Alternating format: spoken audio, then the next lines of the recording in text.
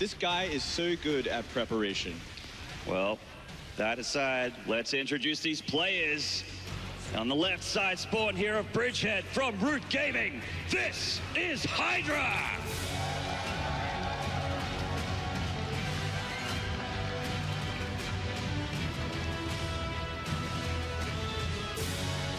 There he is, we found him in the booth right there. And in the far right spawn, from Jin Green Wings, this is Rogue! Now, as I was saying about Rogue, he is this guy, he doesn't do well in these tournaments usually because they are weekend events, but there is a reason behind that.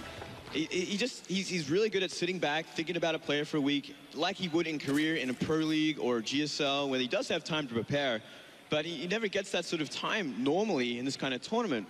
But as this round of 16 was done, you know, like 5-6 days earlier, he's managed to sit back down and think about this player, which is why I kind of gave him that favor. That's right. So, I mean, Rogue hasn't really been on the radar for a lot of people. It's a little bit tough to do that when you're in like a round of 16 that features players like Innovation, like SOS, like, you know, previous champions like Life, and it's a little bit tough to sort of stand out against all those players when you make the round of 16. But he is here for a reason. Absolutely. And he got a lot of points during the year in that, you know, in the Premier system. He did. You know, he didn't win these big tournaments, but he was certainly consistent enough to get here. And yeah, I mean, he went through his teammate Maru, who is arguably one of the best Terrans in the world right now. He's been playing so well overseas. Yeah. Having the infrastructure of a team like Jin is obviously going to be amazing for you. Absolutely. Well, as we look at the game unfold so far, we did see a pretty safe build from Rogue to begin things out here. Doesn't want to be getting cheesed out anytime soon. Wants to kind of make sure he's kind of immune to any sort of aggression early on. And it does make sense for Rogue as well.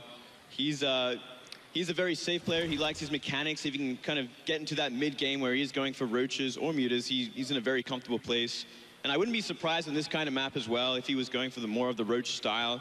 Does really favor it with that big back door. That a lot of roach run-bys is very common as well if it gets to that stage. That's right. You can get yourself that extra entrance into your base. It's not too bad for ZVZ, but it can be bad for other matchups. And we see that small differences here, I guess, that, you know, with Rogue going pull first and Hydra going for hatch first. Only small differences that we've really seen so far. Although we do see speed being researched here by Rogue. So indeed. Hydra opting not to at this stage. Yeah, one thing I noticed about Rogue's recent play is that, sorry, Hydra's recent play is he does tend to go for that Gaster style if he can, or try and, you know, tech up a little bit quicker, avoid investing in speedlings early if he can, and go for that much quicker roach style. Now we see a Baneling Nest going down here, Moonglade. Now, does this look like a defensive Baneling Nest to you? Is he just being a safe nerd? It could very well be. I mean, he is investing in the speedlings as well. He's only got 2 on the map so far, kind of to scout things out. It's really going to depend on how many more he makes after this. It could be like a light pressure, maybe look for a way in with a couple of Banelings and do some small economic damage. Put on the pressure as well, force Hydra to make some defensive units and really start to panic. Yeah, it does certainly look like it's just like a, you know, maybe a safety Baneling Nest. He is mainly droning here with all of his lava. I mean, Hydra is droning very heavily right now, but Rogue not too far behind. Yeah, that's right. And we are seeing that SimCity kind of go up to blocking. Great queen blocking, denying the scout. Didn't really get to see too much, just a couple of queens at the front there and that evolution chamber, which can kind of give it away. It kind of is safe to assume that there's a roach warren as well helping that block. Yeah, generally when you get those upgrades for the roaches, and Hydra is in fact getting that roach warren, as we can see, as well as the lair halfway done already.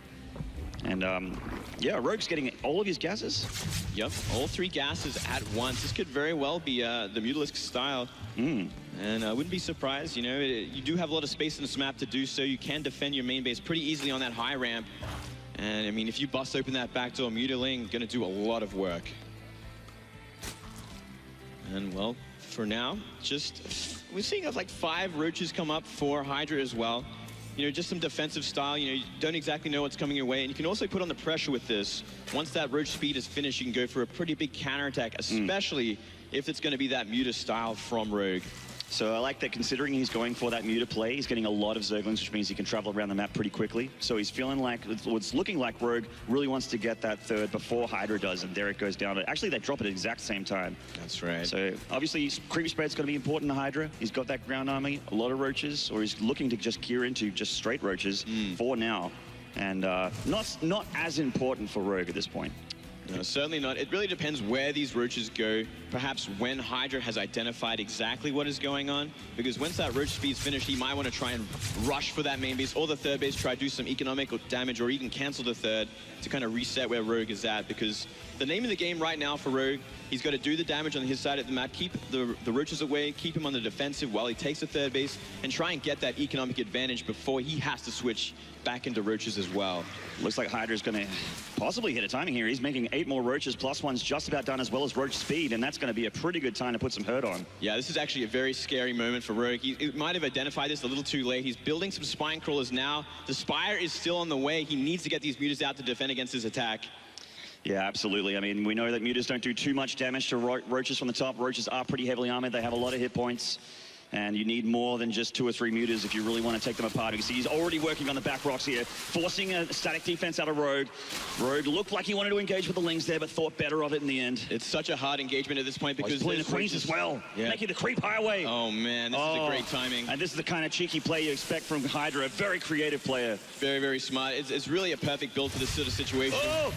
He might get the Queens here. That'd be a huge pickup. He has some transfuses, so he couldn't keep them alive, and the roaches are helping out a lot. I mean, even this kind of damage is huge because they're using all their energy right now. No more transfuses, and now the Mutalists can engage so long as the Queens are in small enough number. And it's going to be a huge advantage in this fight. It's kind of, yeah, Hydra basically has to go for it at this point. He's gone all the way across the map with these Queens here. He does still look like he has maybe 3 transfuses there, with more obviously coming as the seconds pass. And it gave Rogue all this time to put it. Look at all that static defense there. That's a beautiful thing. A little spine forest already, and he's building more and more Mutalisks right now. So if he gets a critical amount of mutas, they can maybe even one-shot these Queens. He's going to start working on them now. Yeah, he's doing a little bit of a touch up here. A Ling run by, getting some roaches on the rally path there, just near the third of Hydra. And Hydra really wants to come in. It just doesn't look like he has enough, but he has to try. He has to try. It's kind of such a tricky situation right now because they are +1 roaches. They do 2-shot Lings, but this counterattack is going to force him into a bad place. And the mutas are going to come back along with the DPS of these spine crawlers. The mutas combined will do a lot of damage here, probably make all the roaches disappear. They are starting to get through the static defense slowly but surely. They are dwindling a number. With the Queens are helping so much here. The mutas darting back and forth. Nice micro from Rogue. He hasn't lost too many of the mutas yet, but they are starting to go down. He's decided he has to pull the drones. It looked like he had so much, but Hydra is powering through and doing a lot of damage here. He's getting the roaches, he's getting the drones down. More roaches reinforcing from the back. And all of a sudden, the mutas need to give up the third. Hydra is all up in Rogue's face, Moonglade. He's in a lot of trouble right now. Only 3 Queens are alive, though. No more transfusions. But with that spore there, Muta's cannot go anywhere near. And with that hatchery down, he is in a pretty dire position economic-wise. I mean, Rogue looked like he had every tick, like every box ticked there. It looked like he did everything that he needed to do against his attack, but it still just looks like it may not be enough. Hydra still has so much of a ground army he's going through. I mean, the mutas are obviously going to help a lot because the Queens are going to take a while to get over there. That's right. And down they go. He can kind of hold off these roaches for now, but he's only using Lings and mutas, and with that spore there, it's going to be difficult. If he can clean that up with the Lings, only a few roaches at the moment guarding it.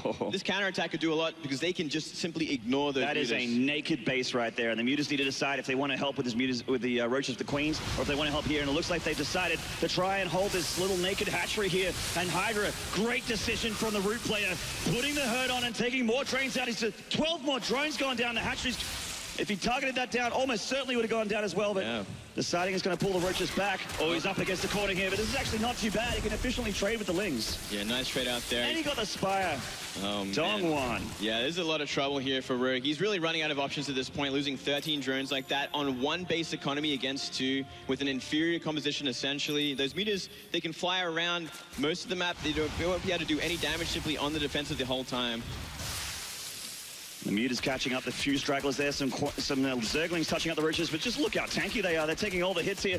What the drones have only just returned, only to meet raw roach acid in the face.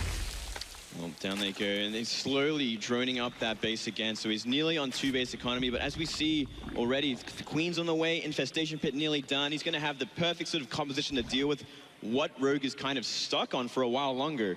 Yeah, obviously the better economy as well. Hasn't taken the drone hits that Rogue has, obviously, but yeah, he's going to try and find an opening with his mutas, but Hydra's on lockdown here. He's got spore crawlers, lots and lots of Queens. forcing Rogue to remake his Spire. He's committed to this. And I'm actually kind of surprised he's remaking that Spire me too, at actually. this point, but I guess he really doesn't have any other option. He's going to be up against Roaches with far greater upgrades if he chose down that path. So I guess sticking to Mutas, maybe there's some hope there, but it doesn't really look like it at this point. He would definitely be playing catch up, but obviously the Mutas are going to outlive their usefulness as the game goes on.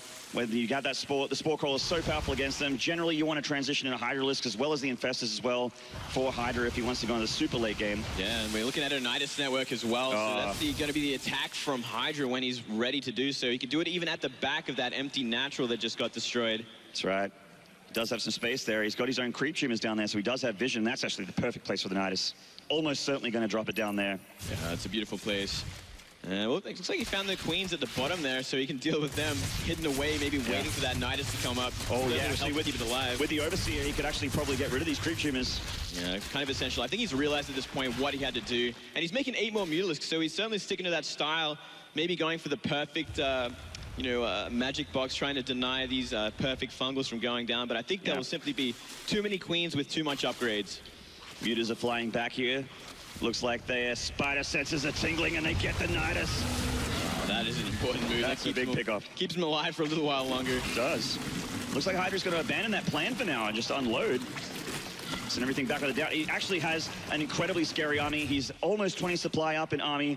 Obviously, it's upgrade as well. It's plus to attack, the most important upgrade in ZVZ for the ground army, and he could actually take the fight to the ground if he wanted. Look at all the anti-muta tools he has here. Yeah, he's got the perfect force to deal with these mutas. It's just about getting to them, and I mean, they're off creep right now, marching across the map. That's going to be a long march, a long walk to that to that third base of Rogues. 15 more Roaches coming up for Hydra as well. He did just spend a ton of lava to make a bunch of Overlords and get that supply cap up there so he can start creating his Doom army to try and roll over Rogue here.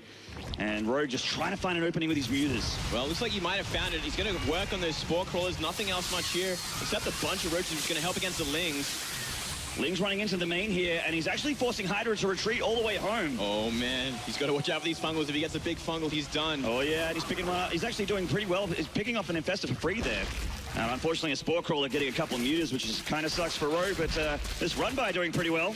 Yep, here we go, though. All the Roaches and Queens have nearly made their way across. A bunch of Queens out in the middle of nowhere, but Mutas cannot go near them. No, and this Nidus looks like it's going to get up pretty much unadulterated here, getting a hatchery as well to start his death march. Really only one base left over to deal with, and that is the main base. If he can crush that, there is simply no going back for Rogue. Even at this point, he's got one more mining base now just going up. Still, I mean, what can he do? How can he fight this army? It is so tough. He could maybe get the Nidus Canal as the Queens move down to transfuse the Roaches so they get deeper into enemy territory. Looks like he will get it, but does Hydra even care? He has a lot of his army here already. Slowly making his way up to the main base now. Roaches are up there. He could even leave some up there. There's simply nothing really to defend against them and do enough damage. Oh my. Hydra is everywhere, killing drones at the top here. He's already taken out the third base, and he's moving into the main as well.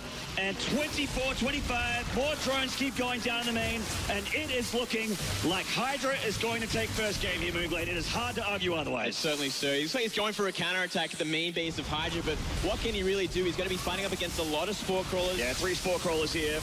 Doesn't even need to transfuse them, really. His muta numbers are dwindling. He can't really remake them. Well, kind of a base trade at this point. Drones did get across the map, though, for Rogue, so maybe there is some hope if he can deal enough damage to these buildings. If he can actually avoid fighting this army altogether, that would be certainly his way of winning this game, maybe his only chance. But look at that. Beautiful Spore Forest. Yeah, and as soon as he sees it, GG. Rogue has to concede game number 1 to Root Gaming's Hydra.